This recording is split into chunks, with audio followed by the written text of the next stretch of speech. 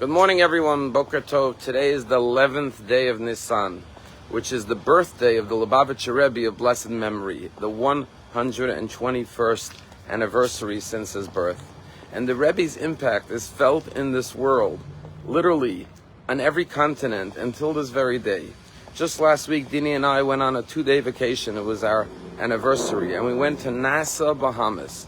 And sure enough, we met the Chabad emissary, Rabbi Blooming, who he and his family have been living there for over 10 years. And I said to him, how many Jews are there in Nassau that you've moved with your family to dedicate yourself to be the only rabbi in Nassau? And he said, there's 1,000 Jews. And so those 1,000 Jews now have a rabbi. And that's what the Rebbe did. He sent his students, his emissaries all over the world to reach every single Jew. And that was the Rebbe's primary message for this holiday of Passover.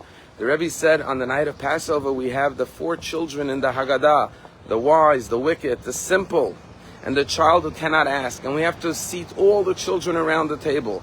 But the Rebbe said, sadly, there's a 5th Jewish child.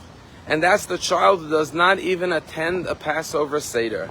And our purpose and our mission and our objective is to find every single Jew and invite them to a Seder. And that's why the Rebbe wanted it to be communal Seders in every single community, so that every single person, every single Jew has a Seder to attend.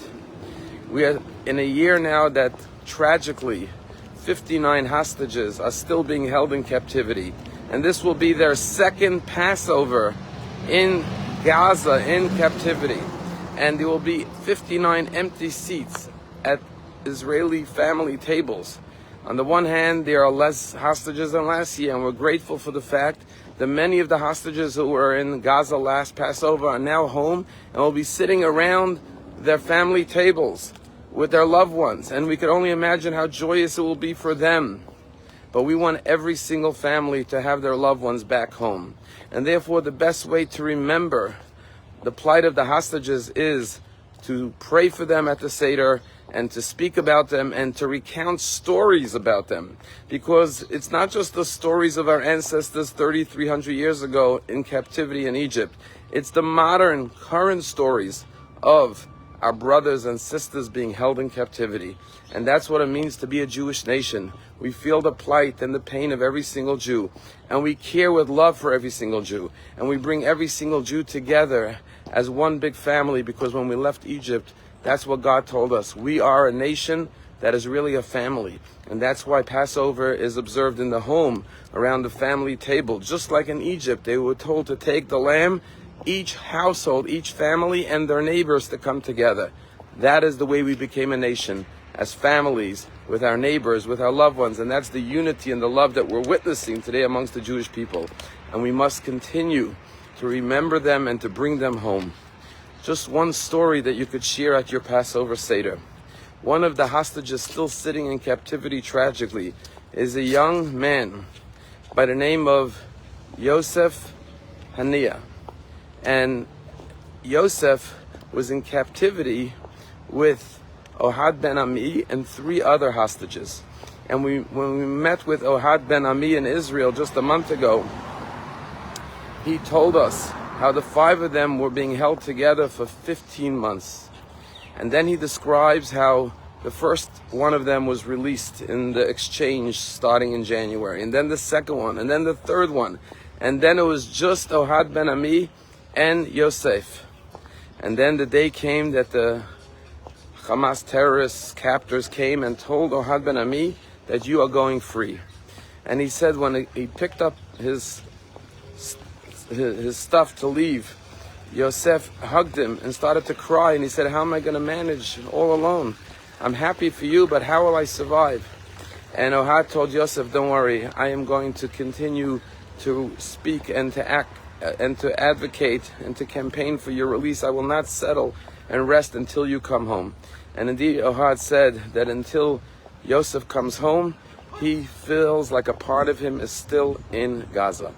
But one of the stories he related was that every day the Hamas captors would give them 1 meal a day, a little bowl of pasta and a pita.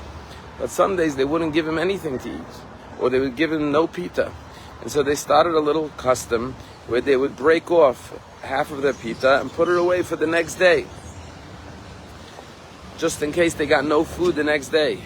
And one day Yosef said to the other hostages, you know, when the Jews were in the desert for 40 years, God provided them with the manna every single day. And they ate all their food. They didn't save it for the next day. Why? Because they had faith that the next day God would give them new food, manna from heaven. He said, why are we only eating half the pita and putting away another half for tomorrow? And by tomorrow it's already spoiled and it's hard because of the air and the tunnels are so dry. He said, why don't we have faith in God and eat the whole pita? And the other 4 hostages with Yosef said, you're right. Let's do that. Let's have faith in God. And they're in captivity, in the darkest place on earth, being held by terrorists. They demonstrated their faith in God like the Jewish people in the desert. That's what Passover is. It's the celebration of the unbroken chain of Judaism and faith in God as a Jewish nation. Yes, we've been through so much and we suffered so much and we continue to suffer. But despite all of that, we celebrate Passover, because what are we celebrating?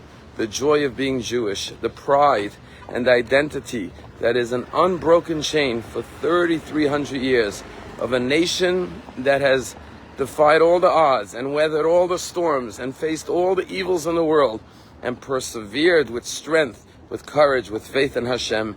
And that's why, yes, despite our current misery and tragedies surrounding us, we continue as all of our ancestors did. And as Yosef, who's still in captivity, demonstrated that even under the worst circumstances, we must maintain our faith in God and our optimism.